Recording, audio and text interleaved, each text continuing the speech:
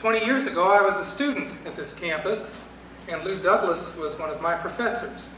And so it gives me great pleasure to welcome you to the second Lou Douglas lecture of 1989. The theme this year is Liberating Movements.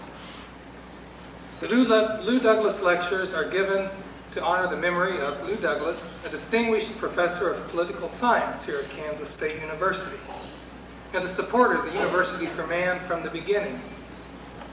The continuing sponsors of this series include University for Man, Division of Continuing Education, Student Governing Association, the Pre-Law Club, United Campus Ministry, the Office of the Provost, and the Department of Political Science.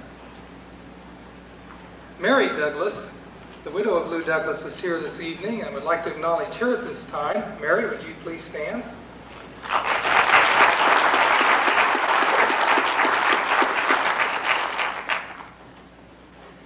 Would like to invite you to a reception following the speech. It will be sponsored by the American Civil Liberties Union, and it is in room 207 here in the Union. The next Lou Douglas lecture will be Thursday, April 6th, and will be given by Jonathan Kozel.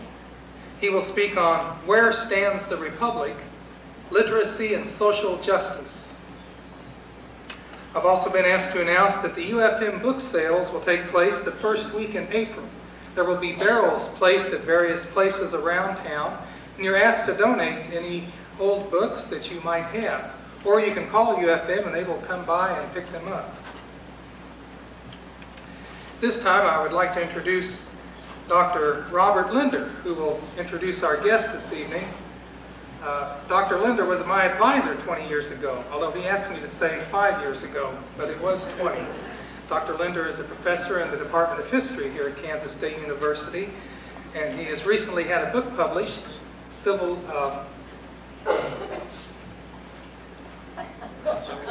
Religion in the Presidency. Yes, an excellent book. So here's Dr. Linder.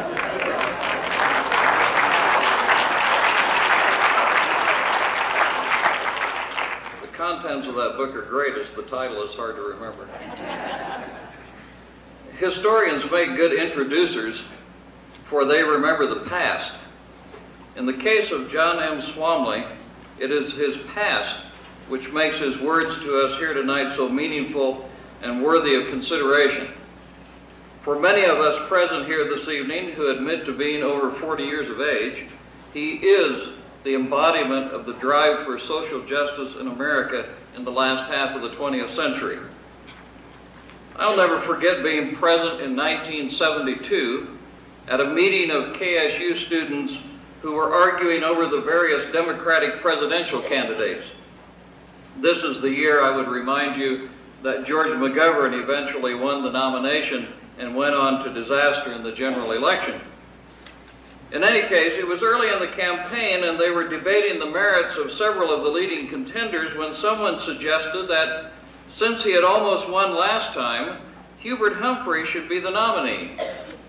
As I listened, a young woman with all the authority of Moses on Mount Sinai rose and said, quote, "After all, what's Hubert Humphrey ever done for civil rights?" Unquote. I waited, but nobody challenged her. Finally, I said, "Don't you remember the Democratic National Convention of 1948? She replied, "I wasn't born until 1953.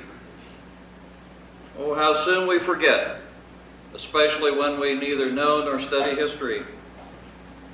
I'm glad to be here this evening to remind you of what John Swomley has done over the years for the cause of social justice and human rights. I do not do this to flatter or build up a certain individual, but to remind all of us, lest we forget, that obtaining social justice and human rights was a struggle and continues to be a struggle in most of the world. If ever a human being personified the historic method of social conscience, it is John Swomley. For decades, he has stood for the best in the biblical heritage in this regard. He was active in the civil rights movement even before Martin Luther King Jr. took up the cause. He was active in the peace movement long before there was a Vietnam War.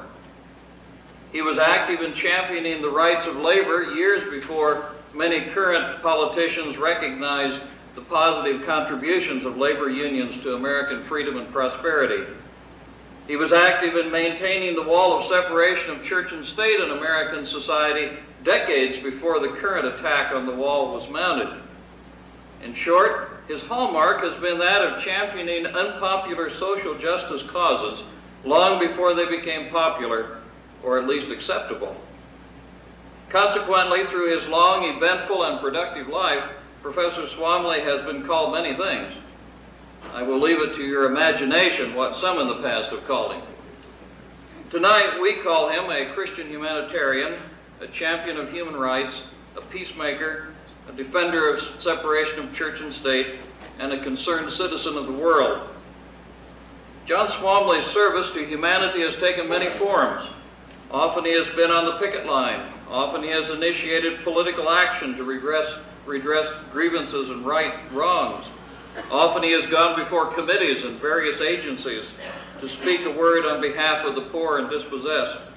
Often he has spoken or debated before audiences such as this. But his greatest impact has come through his teachings and writings. Professor Swomley earned a BA degree at Dickinson College in Pennsylvania and MA and STB degrees at Boston University. He also holds a PhD degree in political science from the University of Colorado. He taught for many years at St. Paul School of Theology in Kansas City, Missouri, where he was professor of social ethics. He is now an emeritus professor at that institution. It is through his writings that I know John Swomley. He has authored 8 books, contributed to 15 others, and published more than 225 articles in periodicals. I've read many of his pieces in the Christian Century, the National Catholic Reporter, and the Churchman. Among his many books, 3 which I found most helpful were his Religion, the State and the Schools, which he published in 1968, Religious Liberty and the Secular State, which he published in 1987, and American Empire, the Political Ethics of 20th Century Conquest, which Macmillan published in 1970. Of particular interest to those of us here tonight, however, are 2 of his other books, namely one entitled Liberation Ethics, 1972, and The Politics of Liberation, which was published in 1984. There are many other things I could say about John Swomley by way of introduction, but you came here tonight to hear him, not to hear about him. Therefore, at this time, it is my great pleasure to welcome to the platform of the Lou Douglas Lecture Series the personification of the old biblical adage, "Be not weary in well-doing," Professor John M. Swomley, Jr., who will speak to us on the topic, Religion and Politics, Collaboration Against Liberation. Professor Swomley.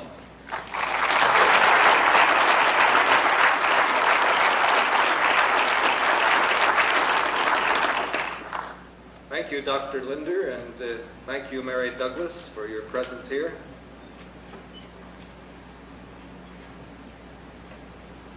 The context for my remarks tonight will be the ongoing struggle between the Soviet Union and the United States ever since World War II. And that struggle has been magnified by many in positions of power in the United States in order to produce a very substantial American empire. But first of all, let me comment upon the Soviet Union. The Soviet Union seemed to be a formidable power at the end of World War II. It became even more formidable with some of the conquests it made in Eastern Europe and in a few other places, with the fact that Cuba joined the Soviet Empire, and so on. But the Soviet Union began to lose ground somewhere around 10 years ago. And although Soviet troops or military missions were once in Egypt, the Sudan, and Somalia, they have been replaced by United States forces. China and Indonesia, once Soviet allies, are no longer, but cooperate with the United States. And the Soviet Union, according to the Center for Defense Information, can count on the allegiance of only 19 nations in the world. Soviet resources were for years drained by a very costly war in Afghanistan, by 44 divisions on a hostile border with China, by serious unrest in Poland and other Eastern European countries, by war in Ethiopia, by aid to Cuba, against which the United States still wages economic war. The United States, by contrast, is the world's only truly global empire.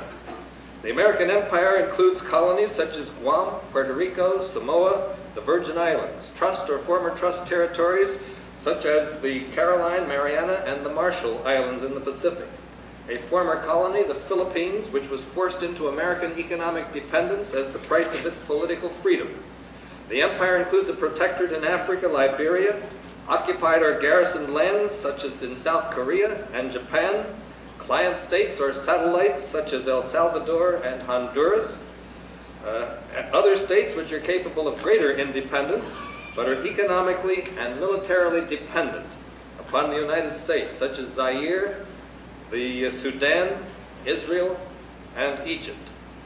The empire also embraces approximately 4,000 U.S.-based multinational corporations with their assets of land, raw materials, plants, factories, refineries, ships, tankers, banking, and other commercial assets. Within the empire are various military alliances where the United States stations troops and missiles and maintains military supplies and bases. The Pentagon has more than 400 major bases and 3,000 lesser ones located in almost every region of the world. McGeorge Bundy, who was President Lyndon Johnson's foreign affairs advisor, put it this way: more than 4/5 of all the foreign investing in the world is now done by Americans. We have extensive actions in Europe, in South America, in Asia, and in all oceans. We must put troops where they are most needed. Although the American empire has fewer colonies than the British Empire in its heyday, the sun never sets on the American empire. This empire views every major ocean as its lake. Every major seaport in the North and South Atlantic, including Guantanamo in Cuba, is controlled by the United States or its allies. Every major seaport in the North or South Pacific, with two exceptions, Vladivostok and Petropavlovsk in the Kamchatka Peninsula, is controlled by the United States or its allies. In addition, the Soviet Union has been given use by Vietnam of the U.S.-built port at Cam Ranh Bay, as the U.S. has been given use of the Soviet-built port in Berbera in Somalia.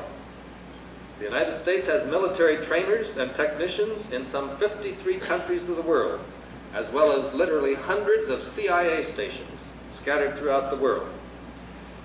Now, the various administrations that have built this empire since World War II, from the ashes of the British, French, and Dutch empires, have not been primarily concerned with Soviet power, but with maintaining governments and ruling elites in the United States sphere of influence. For example, Secretary of Defense Caspar Weinberger in October 1981 said, President Reagan would intervene, quote, if there should be anything that resembled an internal revolution in Saudi Arabia. In Iran, you know, the government that overthrew the Shah is anti-Soviet. Yet Weinberger added, we would not stand by in the event of a Soviet request, as we did with Iran, and allow a government that had been totally unfriendly to the United States and the free world to take over. The term free world, of course, is a euphemism for free enterprise or capitalist nations and has nothing to do with human rights or with free elections. It includes dictatorships as well as democracies that accept United States economic, political, and military hegemony. The oldest part of the American empire is in Central America and the Caribbean, and the United States is especially careful in its ruling elites to make sure that no nation in Central America leaves the American orbit or ceases to be a client state. That was the major crime committed by the Sandinistas when they took over Nicaragua after a revolution against Somoza. And although Nicaragua is not a communist state, although it is not in the Soviet orbit, it is called that again and again, and many Americans have begun to believe it. It is the device we used when Guatemala became a democratically elected government and tried to become independent. And when we used that against Guatemala, we claimed that there were Soviet weapons going into Guatemala. Only within the past 10 years, through the Freedom of Information Act, did a writer named Stephen Schlesinger discover that the United States parachuted into Guatemalan terrain, captured Soviet weapons so as to give some credence to the idea that they were getting Soviet weapons. We did the same thing with respect to the Dominican Republic, claimed that it was coming under communist control when a man named Juan Bosch was unseated, although he and his leadership had no communists among them. So today, we need to remember that context when I am going to discuss some of the issues of politics and religion with respect to liberation movements. Now, the ancient Greek concept that politics is concern for the welfare of the city has its counterpart in the religious concern for liberation of human beings from whatever it is that enslaves or oppresses them. The major theme of both the Hebrew and the Christian scriptures is liberation. The biblical word is redemption, but that is precisely identical with the modern word liberation as we use it in liberation movements in the world today. The major event in the Hebrew scriptures was the liberation or redemption of the Israelite tribes from slavery in Egypt. In the Christian scriptures, people were looking for a Messiah or leader who would liberate them from Roman imperialism. And much of the New Testament is devoted to the Christian conflict with Caesar or Rome. Jesus' own statement of purpose is this: I have come to proclaim release to the captives, recovery of sight to the blind, and to set at liberty those who are oppressed. Unfortunately today, politics does not have as its primary concern the welfare of the people or the country. Both Congress and the President collaborate in maintaining a secret government within the official government so that millions of peoples overseas and numerous small countries can be controlled or conquered, or their efforts to gain independence nullified by counterinsurgency warfare. The function of that secret government, which includes the CIA, the White House basement, the State Department, and special operations within the Pentagon, is to keep secrets from the American people so that they may not participate in the political process that affects foreign policy. What the people are told is officially called disinformation. Fortunately, there are religious groups in this city and across the nation who are devoted to liberation of women, or blacks, or Native Americans, or Central Americans, and others.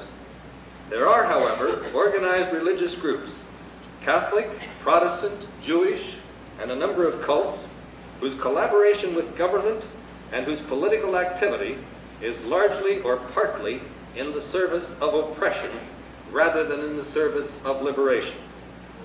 The media does not expose them. There are no in-depth investigative reports for fear of offending these religious groups.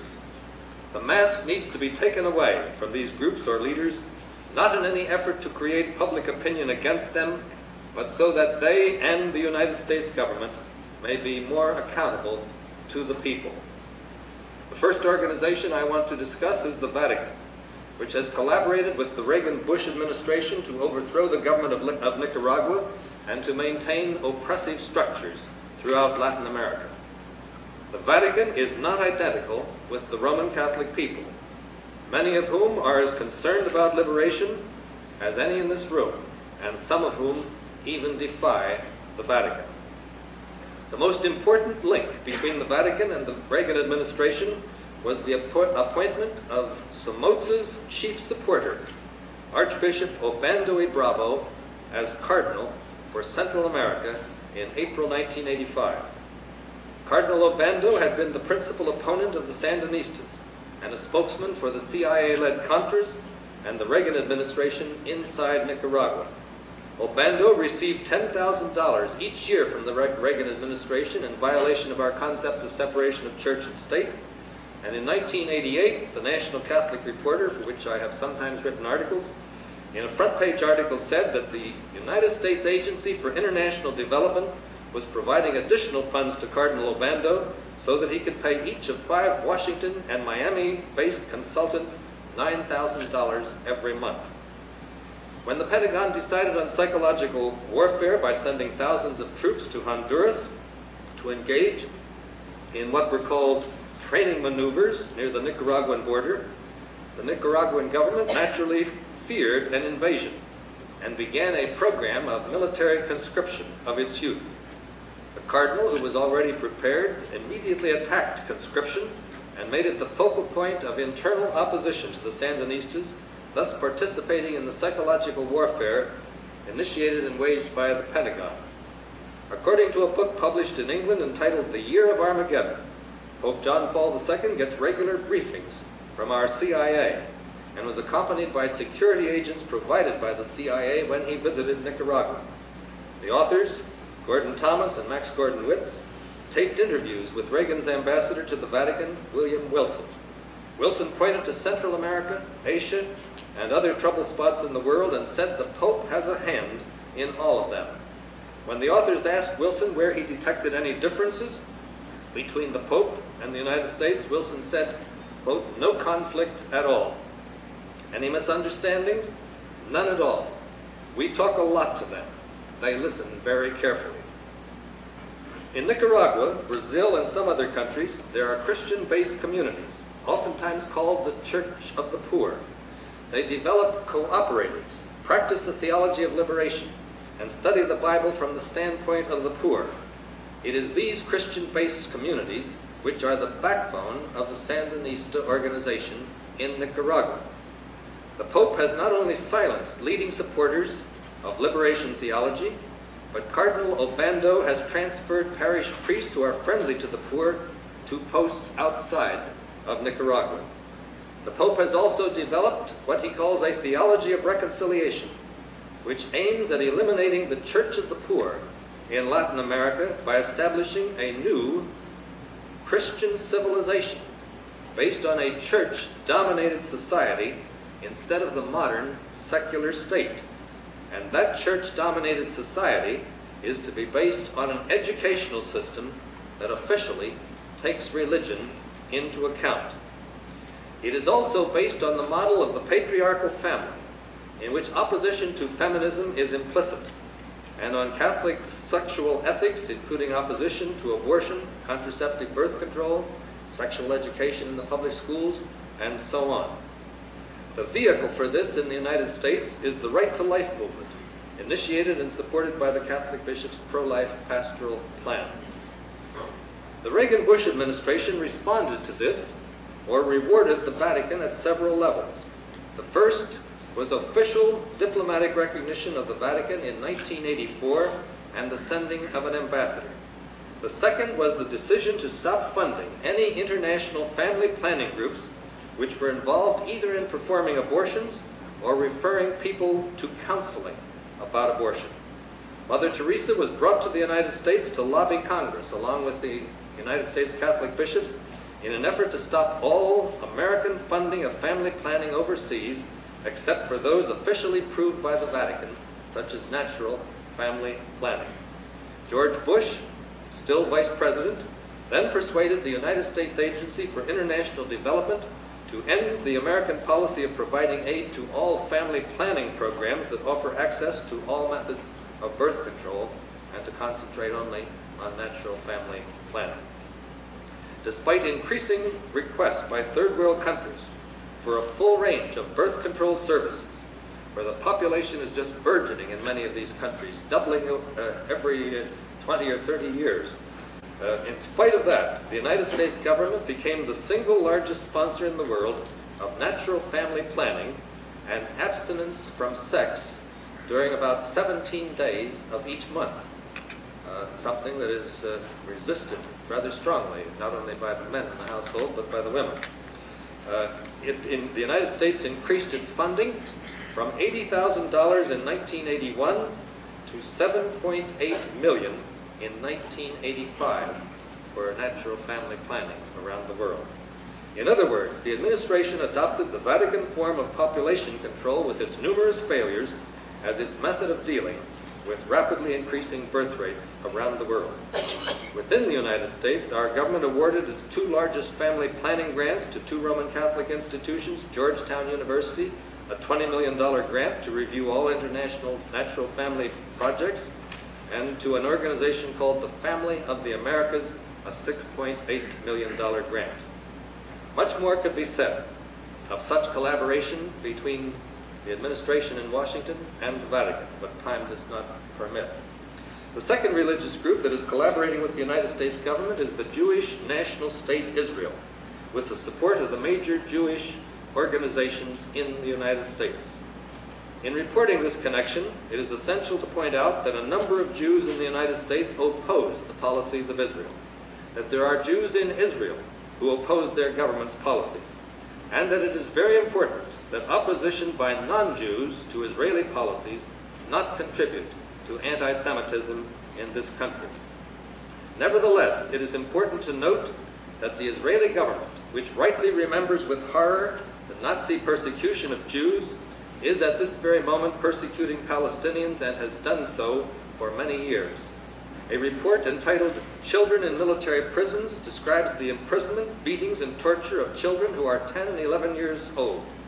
Many who are 12, 13, 14 years old are crowding the Israeli military prisons in the West Bank and Gaza. Many are the victims of arbitrary arrest, sometimes while attending classes at school.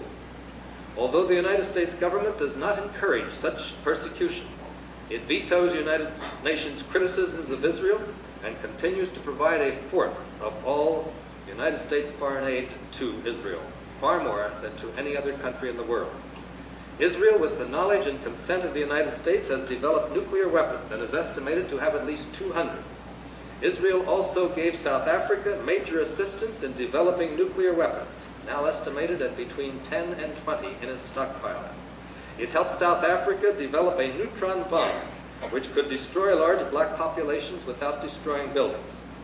Israeli advisors have been teaching the South African government the arts of suppressing black South Africans who are struggling against apartheid. Israel's armed forces have been provided to all branches of the South African armed forces for training in counterinsurgency warfare against blacks and for counterintelligence to discover what those opposed to apartheid are planning and doing. Israel also helped establish control of the long-suffering population of Namibia. Israeli propaganda uses the term community development programs, but this is a euphemism for pacification programs such as the United States practiced in Vietnam. Israel is second only to the United States, if in fact it is second in the use of terrorism. Since 1981, Israel has bombed Iraq's nuclear reactor, invaded Lebanon, bombed Tunisia, tried to persuade India to conduct a joint raid on Pakistan's nuclear research facility, and raided civilian refugee camps in Lebanon many times. Israel's doctrine of preemptive attack was taught to South Africa, which subsequently attacked Mozambique in 1983, invaded and occupied Angola in 1984. South Africa even used Israeli propaganda techniques or devices, claiming that its attack on Maputo in Mozambique was in retaliation for an African National Congress attack. The model provided by Israel, which punishes every internal act of resistance and violent act outside its jurisdiction with a bombing raid on Palestinian targets in Lebanon, almost always refugee camps, cynically identified by the Israelis as terrorist bases or headquarters, has served South Africa well. While all this has been going on, the Israeli Knesset adopted the following propaganda statement, quote, "Israel, as the state of the Jewish people, is committed to stand at the head of those who negate apartheid and fight for human rights," end of quote. Belying such propaganda, Israeli business enterprises have established factories in the Bantustans, or the African homelands set up by the South African government to force Africans to live. And they've established these factories to take advantage of cheap labor in these areas where the South African government forces put the Africans and make them stay. Israel also backs Chief Boudelezi, a black leader, against the African National Congress. Israel also has a strong anti-liberation presence in Central America. Israel has technicians all over Central America who double as intelligence agents for the military governments of El Salvador, Honduras, and Guatemala, and as military trainers. The Salvadoran secret police has security advisors from Israel, and Roberto Dobison, who became the death squad and right-wing leader in El Salvador, was a student of the Israeli instructors.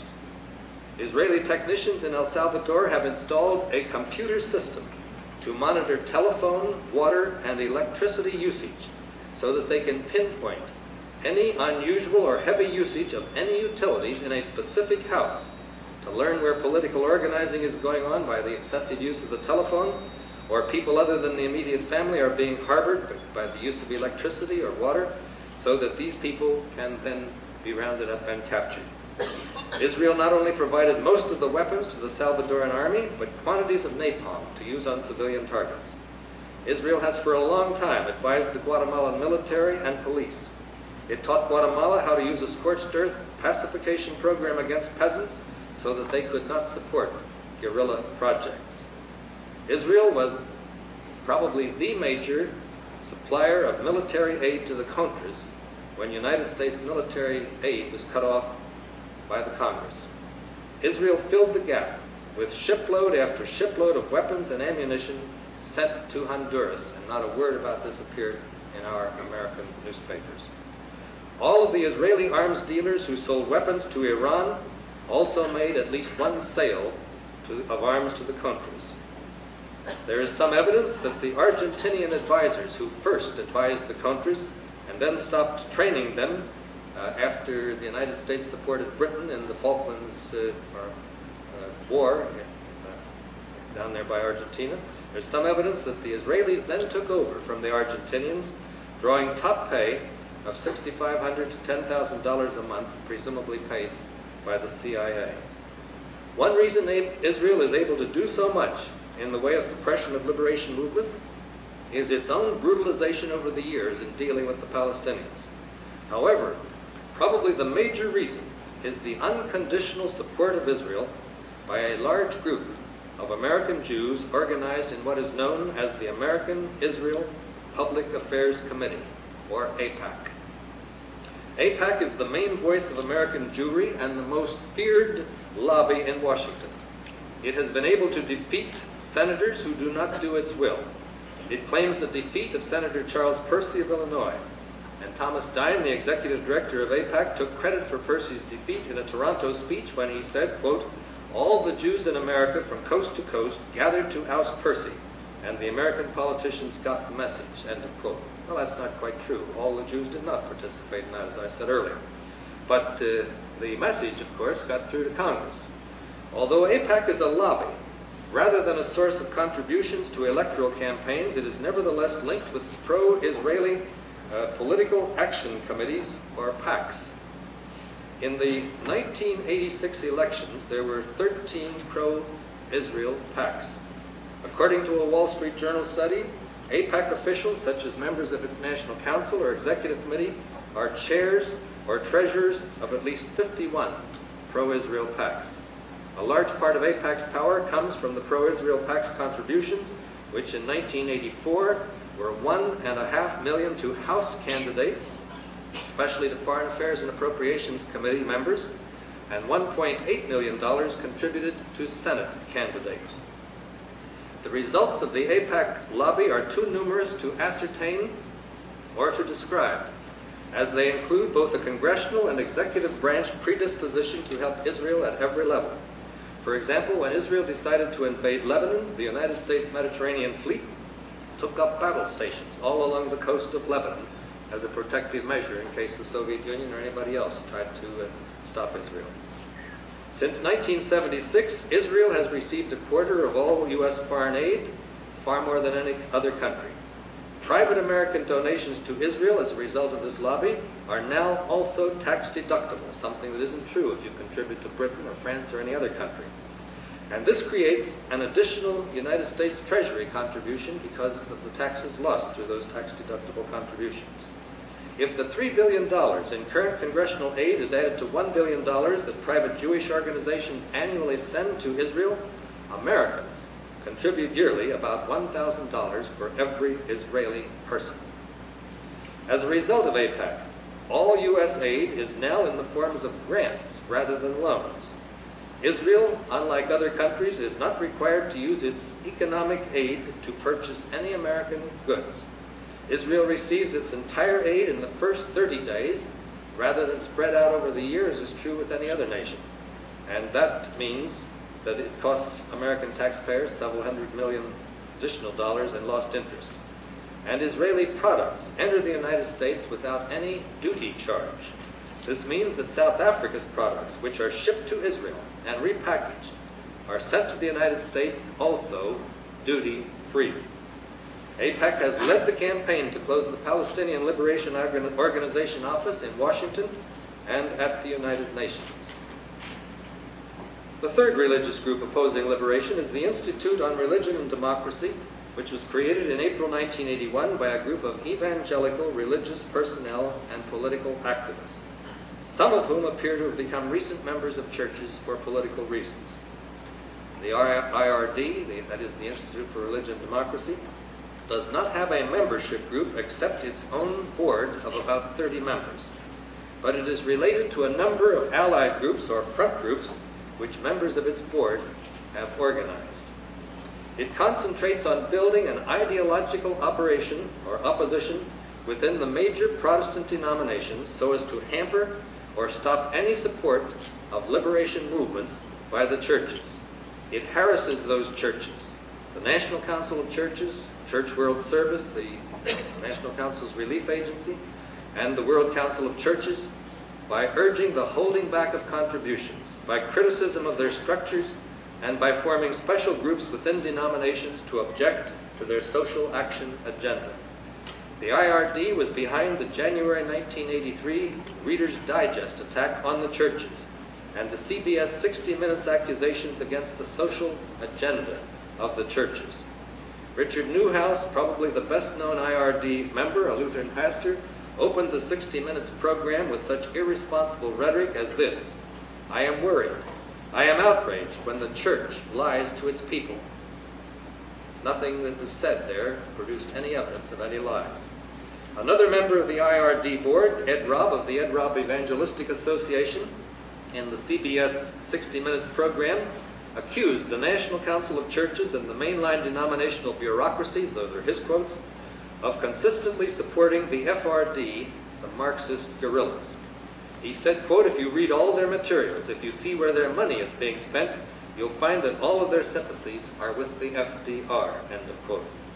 All of this was untrue, but the damage had been done. Ed Robb was an organizer of the Good News movement in the United Methodist Church, which was and is a movement to take control of the Board of Global Ministries, that is the Methodist mission movement, by discrediting its leadership and program. 4 of IRD's board members are members of another small group, Social Democrats USA, which numbers somewhere around 15 people. This was formed in 1973 as a socialist faction which followed Max Shachtman, the Trotskyite leader prior to and during World War II. They shared with him a fanatical hatred of communism, and they shared also his working method of forming common fronts with groups that also claimed to be fighting communism. Actually, they do almost nothing to fight communism, but they support right-wing efforts in Central America, such as the Contras.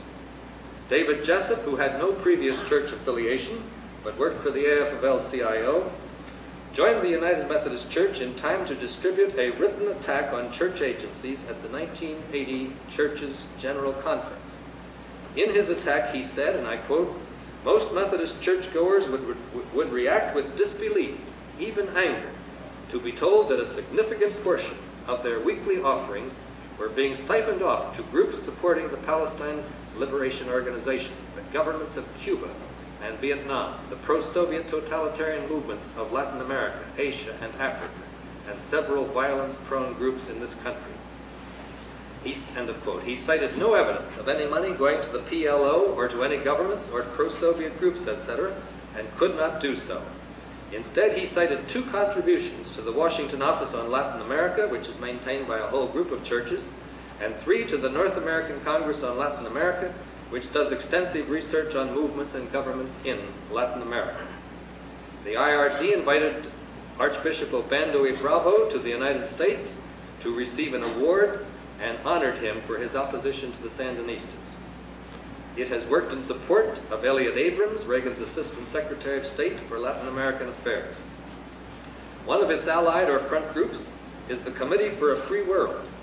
Its executive director is Midge Decter, whose son-in-law, Elliott Abrams, was the person in the State Department in charge of U.S. actions against Nicaragua and other liberation movements in Central America. Another IRD connection is with Prodemka, that translated into English, and without the additional words, Friends of the Democratic Center in Central America. That's the group that is the main internal opposition to the Nicaraguan government. And Penn Kemble of IRD holds a key position in Prodemka, excuse me, which received substantial grants from the United States government to be relayed to opposition groups in Nicaragua, including the anti-Sandinista newspaper La Prensa and the Nicaraguan Center for Democratic Studies, which was started by the Coordinadora, the internal organizational resistance to the Sandinistas. After Prodemka placed a full-page ad in the Washington Post and the New York Times, urging congressional backing for Reagan's military and non-military subsidy for the Contras, the Washington Post revealed that Prodemka got a percentage of the U.S. grants to it for itself, that is, the grants that were given to it for the anti-Sandinista organizations.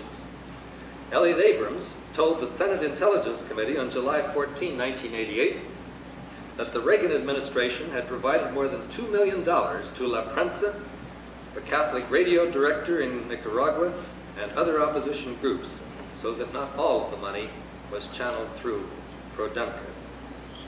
Right-wing United States Protestant groups have also developed groups in Central America, which include religious transnationals such as Bill Bright's Campus Crusade for Christ, Trans World Mission or World Vision, financed by the United States Agency for International Development. They also include missions and centers such as the Central America Mission and Christian Center. The Christian Center, a project financed by Trans World Mission, which has been helped by the Campus Crusade for Christ and by representatives of the Assemblies of God Church, sets up underground cells with secret membership and is explicitly hostile to liberation theology. Costa Rica is its base of operations against Nicaragua, where it has established secret cells. It also has them in El Salvador and Guatemala. Campus Crusade, with its Here Life campaigns, is expressly antagonistic to liberation theology and to progressive clergy in Central America.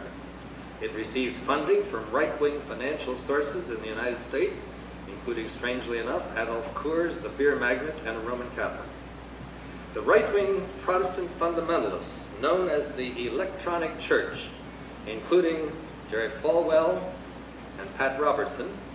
Pat Robertson, incidentally, defends the Salvadoran government's innocence in death squad activities.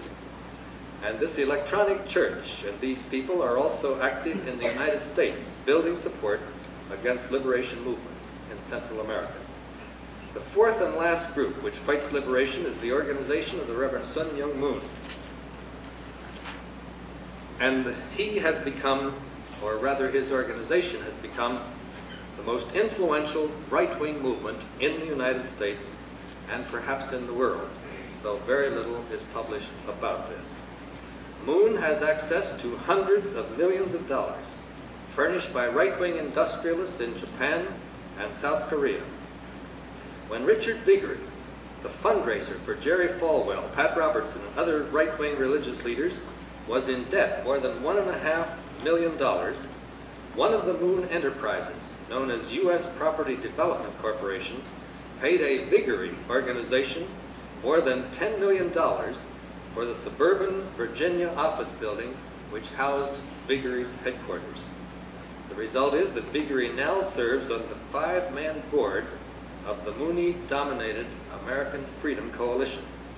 This has also resulted in a coalition between Pat Robertson's Christian Voice and the American Freedom Coalition. Moon or his Unification Church owns newspapers in such places as Japan, Uruguay, and the United States, and elsewhere, of course.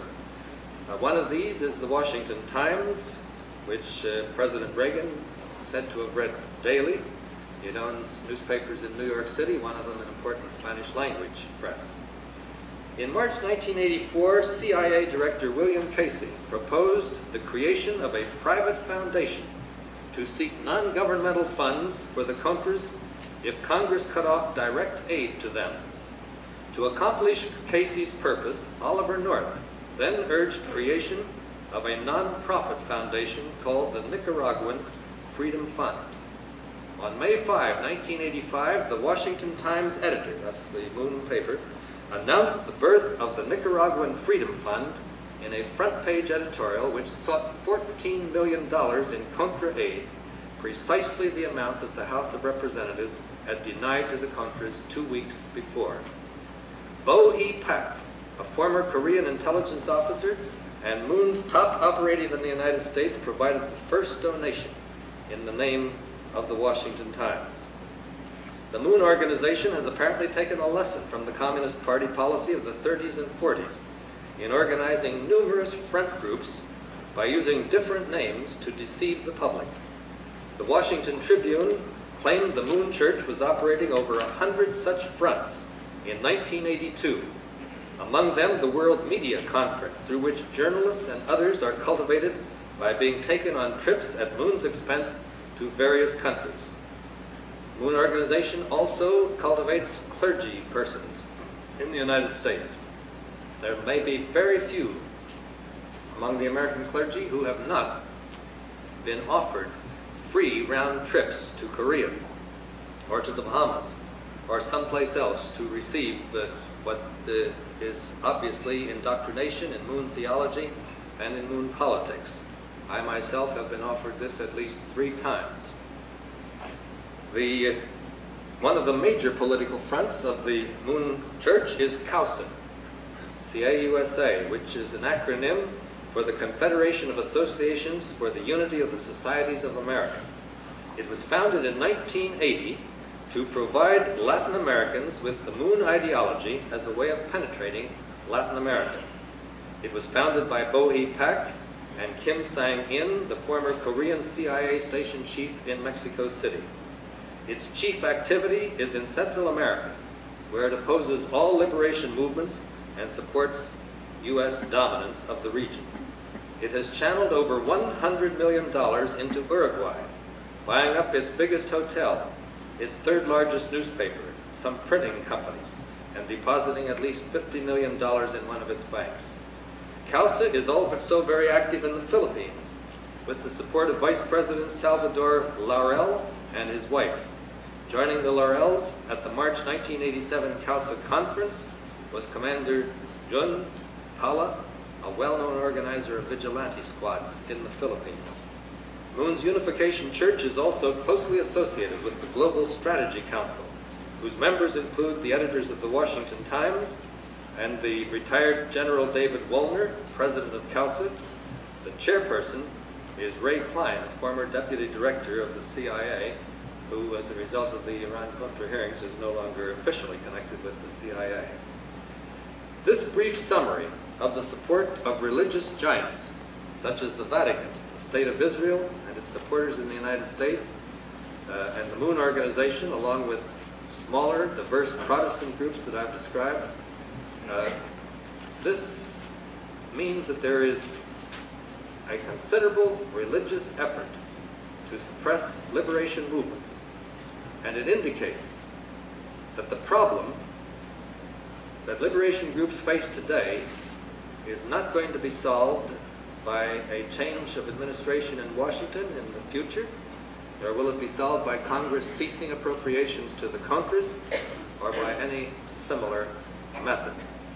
The action to aid liberation must take place not only in persuading the Congress to stop funding the Nicaraguan Contras and to stop pouring about $1 million a day into El Salvador, but it must take place within the religious organizations to which we belong. It is highly unlikely, for example, that most American Jews know in detail what Israel is doing to suppress liberation, or that many members of Congress are aware that U.S. support of Israel involves support of apartheid in South Africa. Most Roman Catholics are probably unaware that the Right to Life movement is the chief political arm of right-wing Catholicism in the United States and a major factor in right-wing politics in general. The Right to Life movement, of course, is misnamed. It is really a pro-fetus movement because it ignores the right to life of women who are pregnant. It ignores their right to health. It ignores their right to rear and support a family independent of a husband. And many husbands in the United States, after a certain age, are incapacitated. Some have had heart attacks, and the woman becomes the sole breadwinner in that kind of a situation. It is basically an anti-feminist movement. You can see it in such programs as Mr. Bush endorsed, that women, even if they had a hardship, ought to continue to reproduce and then give their babies up for adoption. Now think about that a moment. What is being asked of women who have unwanted pregnancies is that they become surrogate mothers without pay for the women or couples that want to adopt children. Think about the fact that in the United States annually there are about 50,000 children available for adoption who are not adopted because they are not healthy white children. They are black, Hispanic. Some of them have been born deformed or with Down syndrome. These are the adoption possibilities that are unwanted by the people who are supposed to adopt, just as they are unwanted in some cases by the pregnant woman. One of the most revealing things, I think, is the statement made by Cardinal Bernardin, who knew that the Right to Life movement was constantly being reproved for being only for the right to life of the fetus. And so he came up with what is known as the seamless garment idea. That is, he said that the Right to Life movement and other Catholics, other religious people who support it, should be opposed to capital punishment, so that indicated their concern for life. And they should also be opposed to war, because that would indicate their concern for life. Now this misled a lot of people. Why? Well, it's interesting to note that it is only women who are supposed to be complete pacifists and sacrifice themselves, their health, their vocations, in the interest of the fetus. The governors and legislators in death penalty states and the executioners who perform it are not expected to make any sacrifice at all. The munitions makers and the generals and the soldiers are not expected to make any sacrifice at all. But a Catholic woman who has an abortion is excommunicated. She is not entitled to participate in Mass or to receive the wafer. But there is no such punishment for the male executioners, or for the male munition makers, or for the male war makers. This is an anti-feminist movement. It must be understood as such. And those of us who are for the liberation of women have to stand firm against such activities as the Right to Life movement in the United States. So we could go on to talk about liberation movements and the effort to suppress them. Sometimes it is done with high-sounding phrases and with interesting concern for human life. I want to close with one further illustration and then open this up for your questions or comments. In western Missouri, the American Civil Liberties Union, I happen to be a board member there as well as nationally, the American Civil Liberties Union was approached last year by a Methodist couple in Joplin, Missouri vicinity about their daughter. Their daughter named Nancy Cruzan. Nancy Cruzan had been in an automobile accident and was technically killed. The police discovered her within a few minutes, and they called an ambulance crew, and in 15 minutes they resuscitated her so that her heart began beating again and her lungs began breathing. But there had been enough brain damage, anything after about 6 minutes means massive brain damage. She has never regained consciousness. She has been comatose ever since. They came to the ACLU after their daughter had been comatose for 5+ years, lying flat on her back. They had inserted surgically a tube in her stomach so that they could give her liquid and food, or liquid food in that process. She had told her roommate, she had told her sister and others, without knowing that she was going to be in an accident, that if this ever happened to her, she would not want to go on living under these circumstances.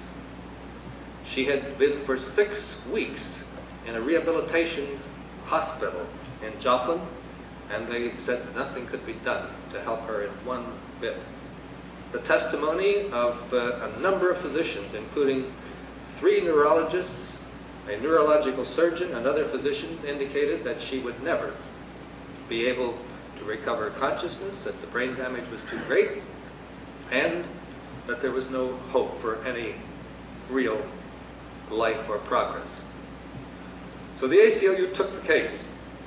The trial court, after reviewing the decisions of some 16 other states along the same line, decided that her parents should be made her legal guardians, and the court instructed the hospital to do the bidding of her parents. But in the meantime, somebody took an appeal to the Missouri Supreme Court. The Right to Life movement in Missouri presented an amicus brief to the Supreme Court, demanding that this woman continue to live in that fashion. The Missouri Supreme Court used as one of its major bases for its decision the abortion statute, which is now before the Supreme Court in the Webster case, which the Bush administration and the Reagan administration asked the Supreme Court to use in overthrowing Roe versus Wade. And that particular law in Missouri starts with the idea that conception, or that human life, begins with conception and is sacred from conception on. And the Missouri Supreme Court said that the court and the state of Missouri is not interested in the quality of life, but only in the maintenance of life.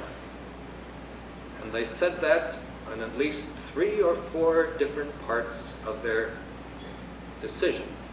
By a vote of 4 to 3, they ruled that this woman had to be kept alive in a state hospital. They thought her life expectancy was another 30 years in that situation. That, I take it, borders on fanaticism. To use an abortion statute to prolong that kind of a life. But it's the same kind of fanaticism that led to 2 people, 2 males who didn't even know the family, who were asked to become guardians of another woman who had been injured in an automobile accident, and whose physician said that if she had an abortion because she was pregnant, it might aid in the process of recovery. They appealed that to every court they could before they were finally turned down. You may or may not know that the courts have been requiring cesareans from some women so as to protect the fetus, even though that's not the best way to protect the fetus. That a woman in California, Pamela Ray Stewart, was arrested and brought to court because she had failed to observe the precautions set up by her obstetrician for the protection of the fetus. We are having not only that, but we are having bombings and arson in abortion clinics. We are having lines of people intimidate women who go even into gynecological clinics that perform other ministries besides that of abortion. So that I think in some respects, the Right to Life movement can be spoken of as the moral equivalent of the Ku Klux Klan today in terms of intimidation. And why do I say that? because its leadership, both the fundamentalist Protestant leaders like Jerry Falwell and Pat Robertson and the Catholic bishops, have not denounced this again and again and asked their followers not to do it. And I contrast them with Mahatma Gandhi and with Martin Luther King, who, when their followers began to use even a minimum amount of violence, would call off the program or protest, the demonstration or whatever it was, because they would not tolerate violence at any level. We are witnessing in the United States today the same kind of suppression of women's liberation that I've been talking about in Central America and in South Africa. Think about it and do what you can to be a counterforce, as the Old Testament and the New Testament properly suggested, for the redemption of all human beings and for the liberation of all. Thank you.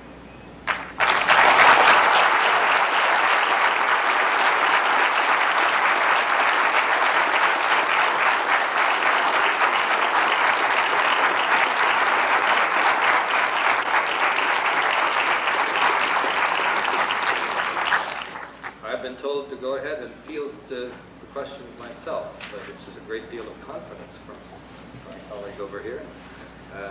Is there a first question? You know, you do not have to ask questions. We can turn this into a Quaker meeting for about 5 minutes if you like. But if you want to ask questions, feel free. Yes? Could you discuss, make more explicit the similarities of motivation between those who seek to suppress women's liberation and third world liberation? Well, did you all hear the question first? Would I comment about the similarities between those who want to suppress the liberation of women and those who are suppressing the liberation movements in Central America? I have indicated in foreign policy the groups that have been active, which includes the Vatican, Israel, the Institute for Religion and Democracy, some Protestant sects, and the Moon Organization. Within the United States, there is an informal right-wing religious alliance that has, so far as I know, never met. Now let me spell that out. It began with the Catholic bishops' pro-life pastoral, which asked for organizations in every parish, diocese, and congressional district. When that happened, the National Catholic Reporter, a liberal newspaper, warned the Catholic bishops that this could lead to a Catholic political party and urged them not to do that. The Congressional District Organization is supposed to report regularly to the diocesan Right to Life group. Some of what I call hardline or right-wing Catholics, like Richard Viguerie, whom I mentioned earlier, went south, and you may or may not know that he's the major right-wing fundraising organization in the United States, and offered his services to Jerry Falwell. Jerry Falwell accepted them, and Falwell, according to his own statement in an interview in the San Francisco Focus, then went to Washington to meet with some top Catholic officials, and then came back and decided to organize the moral majority, which he claimed had 30% Catholics in it. Pat Robertson also used Vigorie's services. Another couple who are also far-right Catholics, Paul and Judy Brown, went and began organizing other fundamentalists and establishing liaison with the Mormons. Now, when I say that there's an alliance that has never met, it doesn't need to, because the same program was sold. Now, what is the program? First place, the sexual program, which was not the program before, at least never articulated by certain fundamentalist Protestant groups, and I exclude a lot of fundamentalist Protestants who don't go along with Robertson and don't go along with Falwell and so on. And a great many evangelicals who don't go along with them. The sexual ethics of the Vatican are, first of all, opposition to abortion, second, opposition to contraceptive birth control, and I include the Vatican, the bishops here. The third is opposition to any sex education in the public schools, opposition to rights for homosexuals, opposition to pornography, and the key to the whole structure is the patriarchal family. And the way it has been stated, I think I may have a quotation here if I can find it. The new right model of the state is the Christian family in which the father is the patriarchal ruler. Education is to serve the family, and therefore the school system is an extension of the family and must be brought under Christian control. And their effort, announced at one time, and may still be it, is to get at least 51% of American children into private Christian schools within the next 10 years, as well as to get prayer and other religious activities into the public schools. Now, the largest growing group of Christian day schools, or what we used to call parochial schools, is in the South and in some Midwestern states. It's largely Baptist and fundamentalist. Now, the first point of agreement, and this excludes the Jews. I'm not talking about the same general alignment. The second point of agreement, other than the sexual ethics, is with respect to education. The third point, on which you have all of the groups agreeing, is what I call an obsessive anti-communism. The reason I use the word obsessive is that most Americans, in one way or another, oppose communism, either because they're devoted to capitalism or because there's some antagonism to the Soviet Union or to Marxism in general or the like. But anti-communism has been a kind of a web which has held a lot of groups together, so that whenever any nation or anybody is labeled communist, there's almost what they used to speak of as a liberal knee-jerk reaction to the phrase. The common thread that holds all of these groups together is that, but a number of them are held together by the others. Let me say it in another way. Most, I think all of the right-wing politicians in the United States, both Democrat and Republican, have found it useful to come out against abortion. The anti-abortion movement tends, because it's such a single-issue movement, to vote for those who are against abortion, which means that they provide an added religious impetus to right-wing politics and to right-wing candidates in legislatures and for the Congress. So that there is, in my judgment, and you can substitute yours or anybody else's, there is, in my judgment, a real connection between the right-wing and right to life and other movements in the United States, religious movements, and the same right-wing administration and Congress that is supporting the movements against liberation in Central America and elsewhere, and which supports anti-liberation movements elsewhere in the world. Now that, in my judgment, is the basic connection. I probably should have said that earlier. Way back. Could you comment a little bit on the content of the doctrine that we sometimes see on television being preached by evangelical churches in places like Guatemala, according to which the Christian thing to do is not to resist leaders that are established, no matter how evil they are, but to look to heaven. And say something as a theologian about the scriptural basis of that and what you see as the scriptural basis for a counterposition. Well, first of all, I don't see any real Christian or theological basis for that. The one that they use is the 13th chapter of Romans, where it says the powers that be are ordained of God. Now, the word ordained can be used in different ways. I think the way it was intended is that they are responsible to God. An ordained minister is responsible to God, responsible to bishop or church authority or the like. It isn't that he then goes out to defy authority. If you read the 13th chapter of Romans through to the end, it indicates that you should obey authority for conscience sake. But suppose your conscience tells you to disobey. There are numerous ways in which that can be interpreted. But the significant thing is that the entire thrust of the New Testament, in addition to the emphasis on liberation that I mentioned earlier, is one of suspicion and mistrust of government. You read it in the Gospels because the Gospel writers, writing long after the death of Jesus,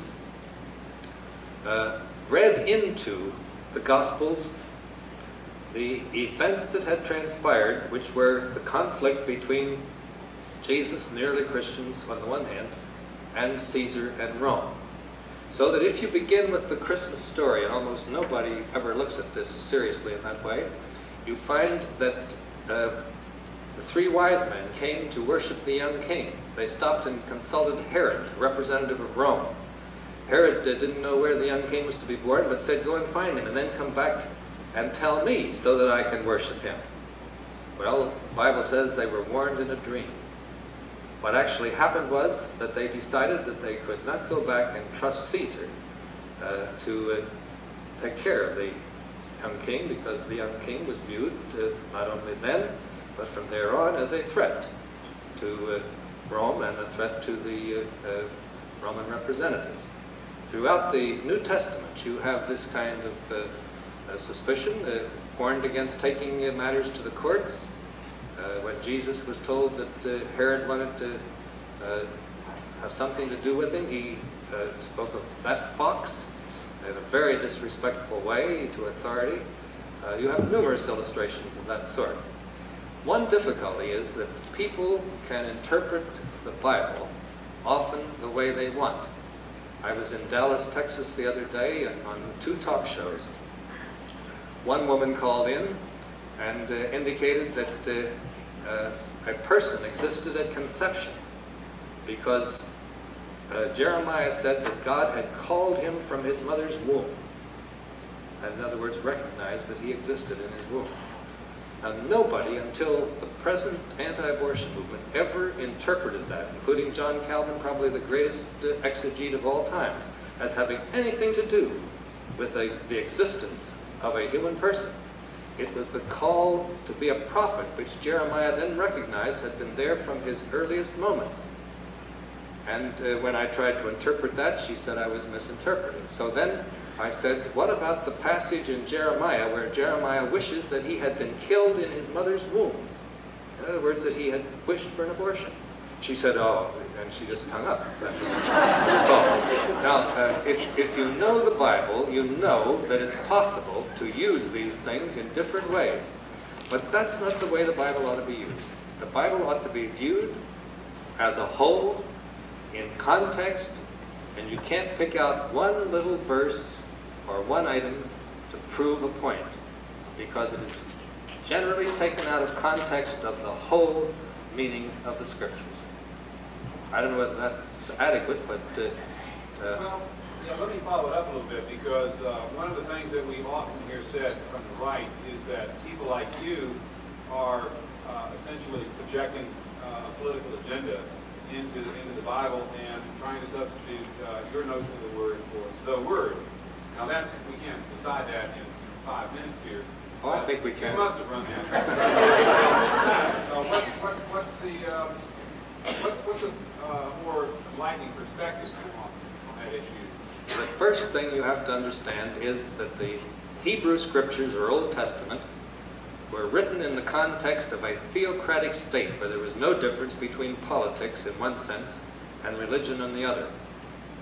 And the law, the Hebrew or subsequently the Jewish law, was the law of both the state and the church, or the synagogue. The second thing I think we have to understand is that Jesus was understood very politically. I suggested it earlier as a Messiah who would lead the people from captivity. If you look at the book of Luke, which is one of the earliest reference to Jesus as Savior. The context was he is to become a Savior who will save our people from our enemies. And the only enemies they had at that time were the Romans.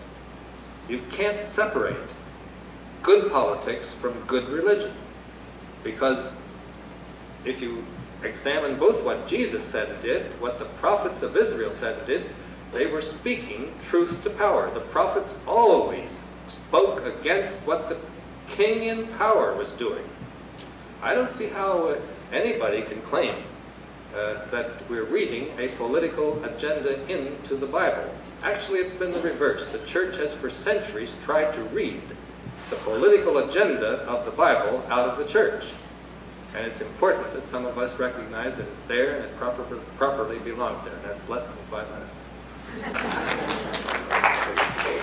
Yeah, I'm just curious. I know from the right they would probably say something like, you said that Jesus came to set the captive free and release, liberate the oppressed. Wouldn't they come back with something along the lines of Jesus said he came to seek and save the lost, and he came to destroy the works of the devil? And those were in the context, the contextual realm of he came, the oppression was the oppression of sin, and was the liberation from the ideology or the idea of sin. I was wondering if you could comment toward that and how that could be construed as not projecting a political agenda into that one. You said just a few minutes ago you can't take one thing and say that Jesus, or say that anyone, can't pull Scripture out of context. And if we look at it in that context, I would think that the right-wing evangelical would say, well, this is the way the hermeneutical bit is about this. We have to look at it in the context of sin. I was wondering if you could comment toward Well, that. both are correct. Jesus was talking about human sin, and he was talking about what later we speak of as original sin, the whole inheritance of a sinful society. But to concentrate only on the one and to exclude the political is what I was arguing against here at the moment. No, there's no question but that he was concerned with what you can call personal ethics as well as social ethics, and the personal aspect of religion and as well as others. You see, one of the great problems which we often overlook is that the miracles that Jesus performed were in one sense not performed by Jesus. He always said, "Thy faith has made thee whole." In other words, it was the operation within the person of a new birth of faith, or whatever you want to call it, which led to the wholeness or the new salvation of that person. And if you examine the Scriptures carefully, Jesus recognized that there was such a profound thing as human guilt and human sin, and that people had to be released from that in order to experience what he spoke of as salvation. Now, let me put it in modern terms so that it can be understood. There's a very well-known Russian, now dead, I think, philosopher, theologian known as Berdyaev, who had a conflict with Lenin and I think left the new Soviet Union. Berdyaev, in his book, The Destiny of Man, has a chapter on hell, which is the best I've ever seen. He says, first of all, that a good God could never condemn anybody to eternal torture or punishment. That the essence of divinity is goodness, not punishment, or forgiveness, not punishment.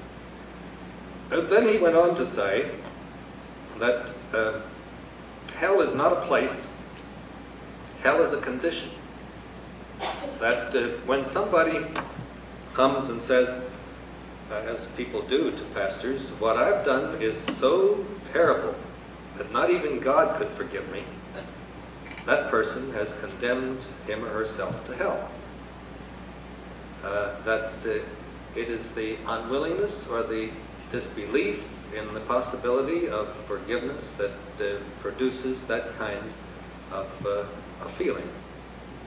Now, that, I take it, was a condition that Jesus had to deal with frequently in the New Testament. But that is also a type of liberation. When I define liberation as setting people free from whatever it is that enslaves or oppresses them, you know, drug addiction is an enslaving process. We don't always have to think of it as a political agenda, though drug addiction is in some respects a political agenda. So I think we just make a terrible mistake in trying to separate this whole process as if somehow anybody who interprets the political agenda is therefore left-wing and doesn't qualify. Yes. Returning to the subject of women's liberation, I'd like to know if you see any connection between violent pornography and the movement to suppress women's liberation. Did you all hear that question? The question was, do I see any connection between violent pornography and the effort to suppress women, or women's liberation? The answer is, of course. But then the question is, what do we do about it? The answer is not censorship. There are some feminists who believe that pornography should be censored. But there is probably as large a group, certainly as prominent a group, of women who believe that it should not be censored. And some of them say we ought to have the right to have male pornography to show what we think about males. It's a power picture. But also, there's another aspect to this, namely that you do not solve the problem of male subordination of women by taking their pictures away. It's a much deeper problem than that. And for some males, not for all, but for some males, it provides a fantasy world that keeps them from rape. For some, it may give them ideas. But the Supreme Court, in one or two historic cases, has indicated that you can never claim that a picture made me do it. It is not a way of dodging personal responsibility for the crime or the attitude. And the problem with the anti-pornography movement, whether it is a group of women or whether it's a group of men advocating it, is that you have to deal with the root cause of the problem and not with the pictures that anti-feminists look at. We have time for one more question. You pick it then. I don't want to be guilty. I can understand the reasoning behind our government trying to keep these Central American countries in their place, primarily and economically. When you backtrack to the leaders and take the money from these particular tax, I can see the reasoning why they would stay in the right-wing lane. What's the driving force, though, that leads so many people to be anti-feminist and anti-abortion? Well, the first thing about anti-feminist is that this has been the world history. The males have ruled the world, if not since history began, certainly since much of recorded history. And it's such a traditional thing that we have to try to open up jobs for women. We have to try to change language so that it isn't sexist language all the time. We have to do a lot of things to prevent sexual harassment in the workplace if we're going to encourage equal rights for women. I believe that a prominent feminist, I wish I could remember the name, appeared on William Buckley's show. You all know who William Buckley is, I take it, a right-wing, well, he used to be with the CIA, he now writes newspaper columns and has a TV program. And he was arguing against abortion. And this woman replied, if it was men who were giving birth, you would tolerate the business of government control over your body so that you had to go through with the pregnancy. And he admitted it. The problem is we have lived in a male world and we don't need to have any encouragement of anti-feminism. It's there. The second thing is that, and I think it's something of the same problem that creates the Ku Klux Klan and other right-wing violent groups of that sort. In our society, we have moved from an industrial society largely to a service society. McDonald's, for example, is a good illustration. McDonald's now employs more people than United States Steel ever did. Only United States Steel paid a union wage. McDonald's has paid now for, what is it, 10 years, minimum wage of $3 and something? You cannot, if you are a father working for McDonald's, or a mother, or a teenage child, you cannot, on that minimum wage, ever collect enough money to be able to put a down payment on a house or a rental deposit on a rental dwelling. That's one of the reasons there's so many homeless in the United States. Now, the Ku Klux Klan is growing because they see, partly under affirmative action, partly under the job situation, that they are losing jobs, or they are losing foreman position and losing it to blacks or Hispanics or others who may be willing to work at less wages. There's parts of that in the picture. It's not simply that they were born with racial hatred, though that many of them grew up in families that were race prejudiced. The same thing is happening to some degree with women replacing men in the workplace, or women who are being advanced in positions of authority. Not many, but in some. And these ideas spread that we have to protect ourselves. That's just one aspect, but it's an economic aspect that I don't think we can overlook, plus the additional and traditional one. So you don't have to encourage the anti-feminism. Now, with respect to it was abortion, the second part of your question, wasn't it? In previous history, first of all, in Roman Catholic history, there was no clear-cut doctrine against all abortion. Thomas Aquinas, for example, held that abortion could take place before quickening. And he assumed that the male quickened at 40 days and the female at 80 days, which is another stereotype about women, or about females. And in England, there was no common law prosecution on abortion. It was a violation of church law. And you may recall there were church courts at one time. In the United States, there were laws against abortion, most of them beginning in the 1800s, not because of the reason today having anything to do with the so-called pro-life of the fetus, but because abortion was not a safe surgical procedure. And there are court cases which state this, as well as legislative history. When abortions became safe, and now are safer than childbirth, those laws were no longer necessary.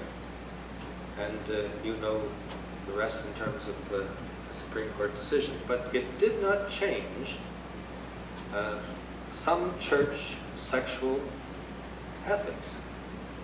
I sometimes think that the church is more disturbed at sex than at almost any other thing.